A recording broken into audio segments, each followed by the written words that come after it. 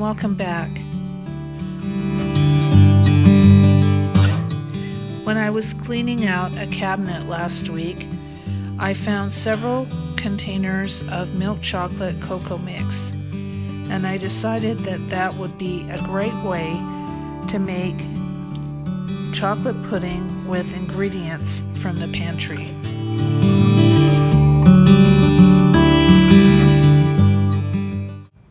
So I looked up a recipe online, and this is my attempt to make chocolate pudding out of milk chocolate hot chocolate mix. For this we have hot cocoa mix, some cornstarch and milk, also salt and vanilla. I thought it was interesting that on the back of the cornstarch container it tells you how to make cake flour. I had never noticed that before. So to a heavy saucepan, I've added 1.5 cups of the cocoa mix and a 1/4 cup of cornstarch, and then now I am adding 1/2 teaspoon of salt.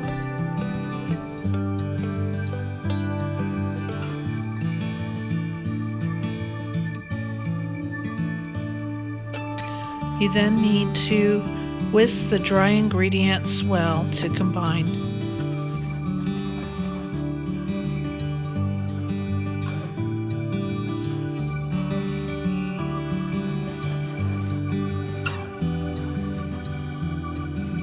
Next, I added 2 cups of milk and 1.5 cups of water.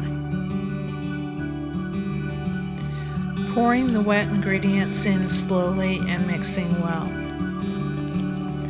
The recipe for homemade chocolate pudding that I'm loosely following is from Taste of Home, and the recipe stated that if you use other ingredients besides milk, that you should use less because it will make a thinner mixture.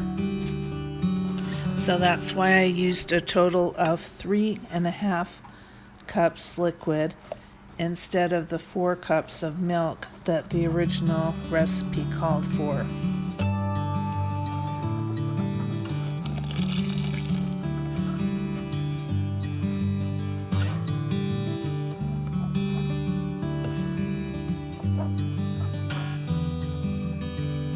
So once I get the liquid in there, I whisk it well and continue whisking.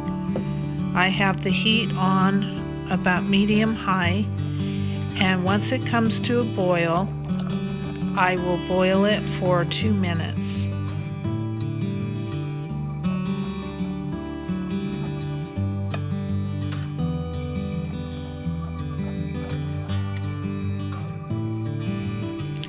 Here you can see how it's starting to thicken up.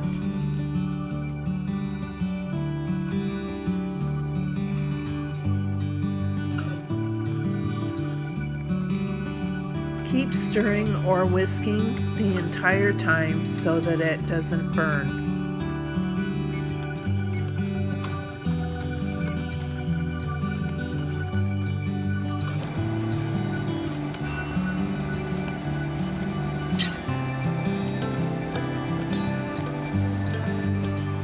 After 2 minutes of boiling, I pulled it off the heat and added a capful of vanilla, about a teaspoon. The recipe calls for at this time to add 2 tablespoons of butter, but I did not do that step. And I thought it tasted just fine without it. But if you like butter, you add the butter to it.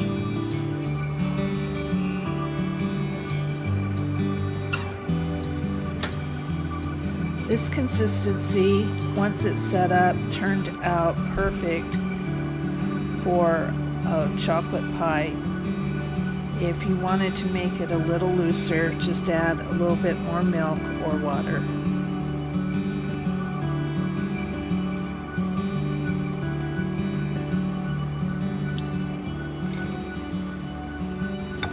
I'm pouring it in a bowl and covering it with plastic wrap to prevent skin from forming, and then putting it in the refrigerator to cool.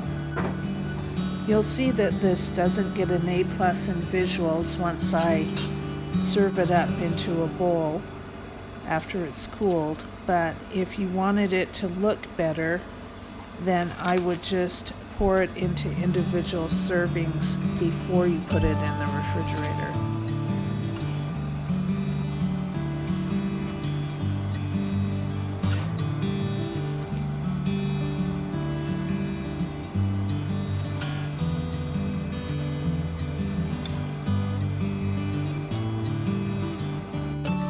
Also, if you wanted to top it with whipped cream, that would make it more visually appealing.